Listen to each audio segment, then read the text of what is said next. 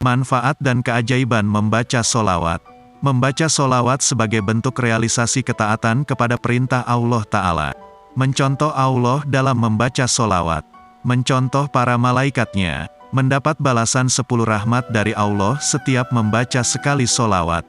Diangkat 10 derajat karena membaca sekali solawat. Ditulis 10 kebaikan bagi yang membaca sekali solawat. Dihapus 10 keburukan bagi yang membaca sekali solawat. Menjadi sebab utama dikabulkan doa. Menjadi sebab meraih syafaat Nabi. Mendapat pengampunan dari Allah.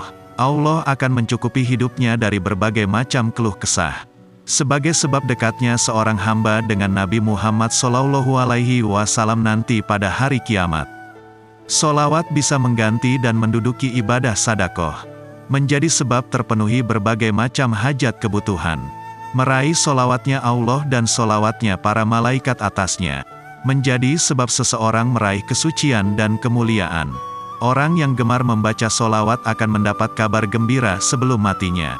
Akan meraih keamanan dan keselamatan dari rintangan hari kiamat. Rasulullah SAW akan menjawab solawat dan salam kepada orang-orang yang membaca solawat dan salam kepadanya. Bisa membantu seorang hamba mengingatkan sesuatu yang terlupa. Menjadi sebab berkahnya suatu majelis agar tidak kembali pulang dalam keadaan merugi dan cacat. Membaca solawat mampu mengusir dan melenyapkan kemiskinan. Membaca solawat mampu menghilangkan penyakit bakil dari seorang hamba. Menjadi selamatnya seorang hamba dari doanya Rasulullah SAW yang buruk, karena beliau mendoakan celaka bagi yang mendengar nama disebut tidak membaca solawat.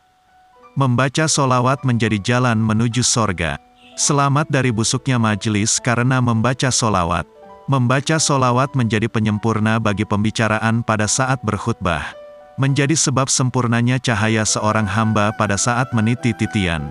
Membaca solawat akan mengeluarkan seseorang dari sifat kasar dan keras kepala. Menjadi sebab langgengnya pujian Allah atasnya. Mendatangkan keberkahan kepada orang yang membaca solawat. Orang yang membaca solawat akan meraih rahmat dari Allah. Sebagai bukti cinta Rasulullah SAW secara abadi.